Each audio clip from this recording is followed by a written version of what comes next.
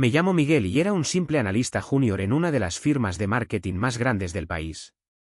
Durante 6 meses, trabajé en un proyecto personal, una campaña de marketing digital completamente revolucionaria basada en análisis predictivo. Era mi obra maestra. Mi jefe directo, David, un tipo carismático pero vago, me pidió que le presentara mis ideas secundarias. Le presenté el proyecto.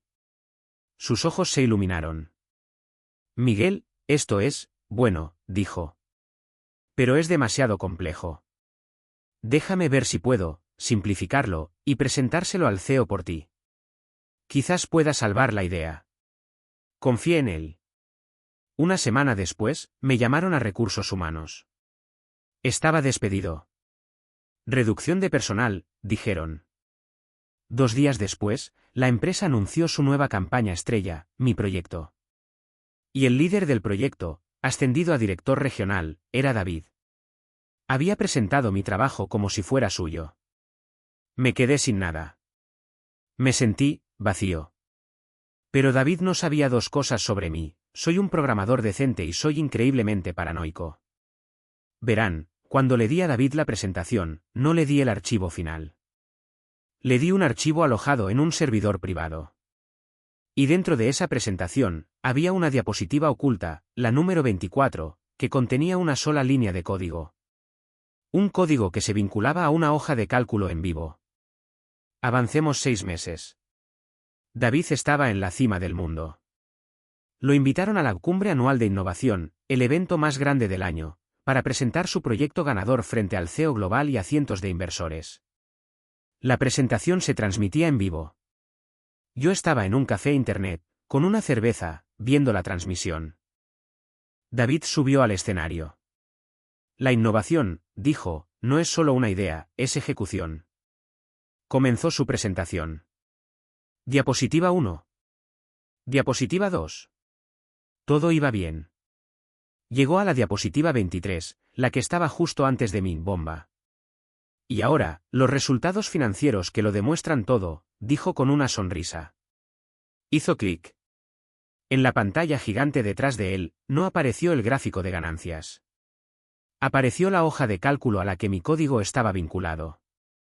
Y en la celda A1, en letras gigantes, estaba el texto que yo acababa de escribir. Hola David. ¿Te gusta mi proyecto? Deberías haberme dado el crédito. Todo este código fue escrito por Miguel Reyes, el chico que despediste, punto. La sala quedó en silencio absoluto. David se puso blanco. Intentó hacer clic, pero yo seguí escribiendo. De todos los derechos de autor originales están registrados a mi nombre. El CEO debería revisar su correo electrónico. Acabo de enviarle las pruebas. El CEO global, en primera fila, sacó su teléfono. La transmisión en vivo se cortó. David fue despedido esa misma tarde. Fui contactado por el CEO esa noche. Hoy, no solo recuperé mi trabajo. Soy el nuevo director regional. Resulta que la ejecución, lo es todo. Éramos 2, Alex y yo, Bruno. Los chicos de oro del departamento de informática de la universidad. Pasamos nuestro último año desarrollando Nexus, una aplicación de red social que usaba IA para conectar personas basándose en patrones de pensamiento, no solo en intereses. Era revolucionaria. Alex era el diseñador carismático, yo era el programador silencioso. El día antes de la Feria de Tecnología Universitaria, donde el ganador obtenía $100.000 en fondos semilla y una entrevista en TechCrunch, Alex me llamó. Bruno, es terrible. El servidor se cayó, todo se borró. Todo el código se perdió. Fracasamos. Yo estaba devastado. Todo nuestro trabajo, perdido. Una semana después, vi la noticia. La app Nexus había ganado la feria. Pero solo había un ganador. Alex. El artículo lo llamaba un genio solitario. Me había bloqueado en todas las redes. Se había mudado. Me robó el trabajo de un año. Pero Alex, siendo diseñador, no entendía el código profundo. No sabía que yo había construido una puerta trasera de administrador en la aplicación. Una línea de comando oculta que me daba control total y que no aparecía en ningún registro. Esperé 6 meses. Alex era la nueva estrella de Silicon Valley. Nexus tenía 1 millón de usuarios. Y él estaba a punto de dar la charla más importante de su vida, la presentación principal en la conferencia de Futuro Digital, donde iba a anunciar la venta de Nexus a una gran corporación por $50 millones. La presentación era transmitida en vivo a todo el mundo. Alex subió al escenario. Nexus no es solo una app, dijo. Es el futuro de la conexión humana. Y yo construí ese futuro. Sostuvo su teléfono, listo para mostrar la nueva versión 2.0. Miren esto, dijo. Y en ese momento, desde mi portátil a 1000 millas de distancia, ejecuté mi comando. Run admin override-v2 exe initiate credit-protocol. En la pantalla gigante detrás de Alex, y en su propio teléfono, la app parpadeó. Y luego, todos los usuarios de Nexus en el mundo recibieron una notificación push al mismo tiempo. La notificación decía: Nexus versión 2.0 se enorgullece en presentar a su CEO fundador y programador principal, Bruno Díaz. Alex se quedó helado. Intentó cerrar la app. Pero yo ejecuté el siguiente comando. Display original-credits, txt. La pantalla de su teléfono, y la pantalla gigante, se pusieron en negro. Y apareció un texto. Diseño y marketing, Alex Costa. Concepto, código, arquitectura de IA y 14.000 horas de trabajo, Bruno Díaz. ¿Verdad, Alex? ¿O deberíamos mostrarles también los registros del servidor del día que se cayó? La audiencia jadeó. Los inversores de la primera fila sacaron sus teléfonos.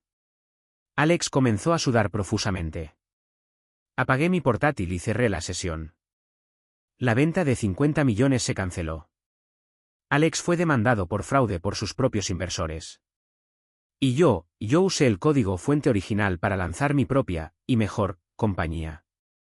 Mi abuelo, don Rafael, era mi mejor amigo. Era dueño de un imperio vinícola. Sus 2 hijos, mi tío Carlos y mi tía Sofía, eran decepciones. Eran codiciosos y nunca me quisieron. Cuando mi abuelo murió, yo estaba destrozada. El día de la lectura del testamento, mis tíos estaban sonriendo. No te emociones, sobrina, dijo tío Carlos. Papá finalmente entró en razón. El abogado de la familia, un hombre que parecía sudar nerviosamente, leyó el Nuevo Testamento. Estaba fechado un mes antes de la muerte de mi abuelo. Dejaba todo, el viñedo, la casa, las cuentas, a Carlos y Sofía.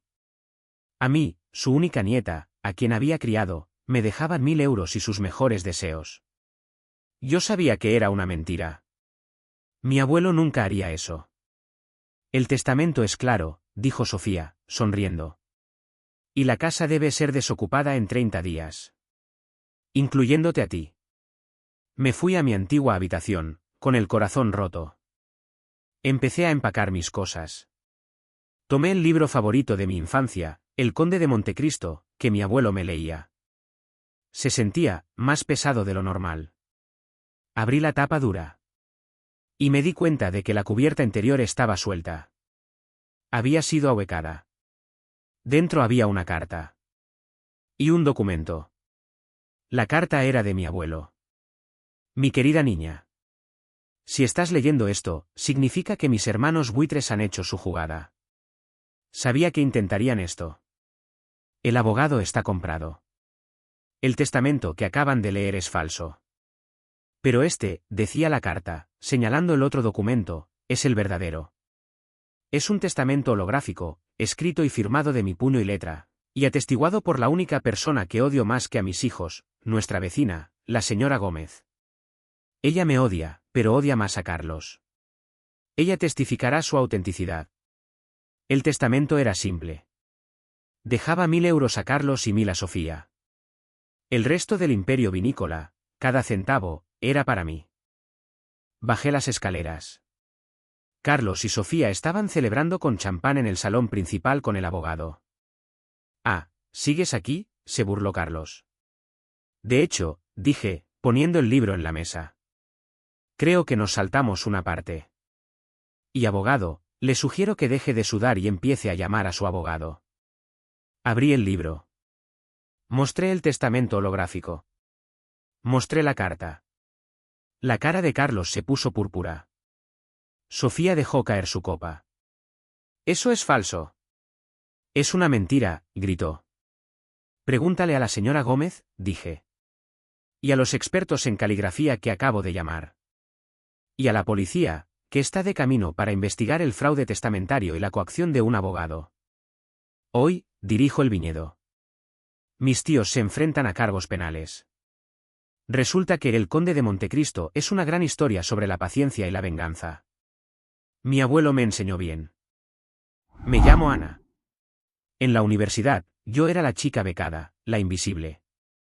Valeria era la reina. Rica, hermosa y profundamente cruel. Yo era su proyecto de caridad hasta que conseguí la beca de arte que ella quería. Para vengarse, Valeria difundió un rumor horrible y falso, que yo había plagiado mi portafolio. Usó la influencia de su familia. El decano me llamó. Mi beca fue revocada. Tuve que dejar la universidad. Me arruinó la vida. Avancemos 6 años. No volví a la universidad. En cambio, usé mi talento artístico de otra manera. Abrí una pequeña, pero muy exclusiva, empresa de catering y diseño de pasteles. Me hice un nombre entre la élite. No sabían mi historia, solo conocían mis creaciones. Un día, recibí un correo electrónico. Una boda de alto perfil. La boda del año. Valeria se casaba con un heredero multimillonario. Y me querían a mí para la cena de ensayo. Ella no me reconoció. Había cambiado mi nombre, mi cabello. Era chefa de Creaciones Dulces. Valeria fue la peor clienta imaginable. Exigente, grosera, chasqueaba los dedos. Todo tiene que ser perfecto, me dijo. Mi suegro es increíblemente estricto con la gente de servicio. Cualquier error y estarás acabada. La noche de la cena de ensayo. Un evento de 200 personas en una mansión. Todo era blanco y dorado. Perfecto. Valeria estaba radiante, dando un discurso. Siempre he creído en la perfección. En conseguir lo que merezco. Yo estaba en la parte de atrás, con mi uniforme de chef. El padre del novio, un hombre intimidante, pidió la palabra. Gracias a todos por venir. Y gracias a la chef. La comida ha sido impecable. Valeria sonrió, asintiendo. De hecho, continuó el suegro, la chef es tan impresionante que investigué un poco sobre ella. Es la dueña de Creaciones Dulces. Pero su nombre no es chefa. Es Ana Rivera. Una artista increíblemente talentosa. Valeria dejó de sonreír. El suegro me miró. Ana, ¿puedes acercarte, por favor? Caminé hacia el frente. Valeria me reconoció. Su rostro se volvió ceniza. Ana, dijo el suegro, fui juez en la beca de arte, Horizonte, hace 6 años. Recuerdo tu portafolio. Fue el mejor que vi en mi vida. ¿Por qué un artista como tú está sirviendo comida? La sala quedó en silencio. Miré a Valeria.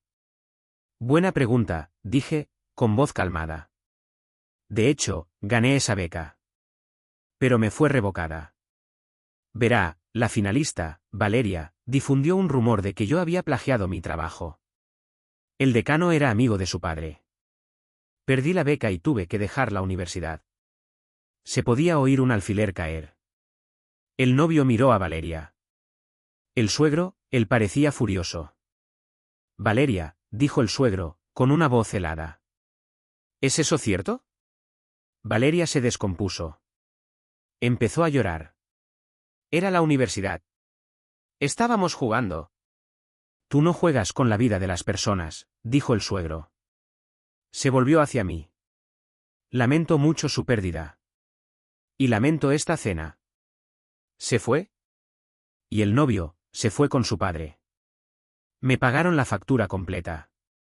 La boda se canceló. No necesité gritar ni planear. Solo necesité ser excelente en mi trabajo y esperar a que la verdad saliera a la luz. A veces, la venganza es un plato que se sirve, perfectamente presentado. Me llamo Clara. Soy estudiante de Derecho, o lo era. Mi abuela vivía en el mismo edificio de alquiler controlado en el centro de la ciudad durante 40 años. Pero el señor Vargas, el nuevo dueño, quería construir condominios de lujo. Vargas era un matón. Intentó comprar a los inquilinos por centavos.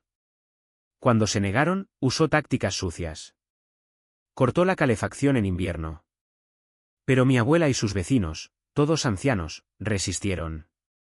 Hasta que un día, Vargas presentó una orden de desalojo de emergencia. Afirmaba que el edificio era estructuralmente inseguro y debía ser demolido. Presentó un informe de ingeniería. Era falso. Lo sabía porque mi mejor amiga es ingeniera estructural y lo revisó. Pero el juez lo aprobó. Desalojaron a mi abuela. Murió 2 meses después, en un hogar de ancianos, de un corazón roto. Yo estaba rota. Pero también estaba furiosa. Dejé la facultad de Derecho. Conseguí un trabajo temporal como asistente en el ayuntamiento, en la oficina de registros de propiedad.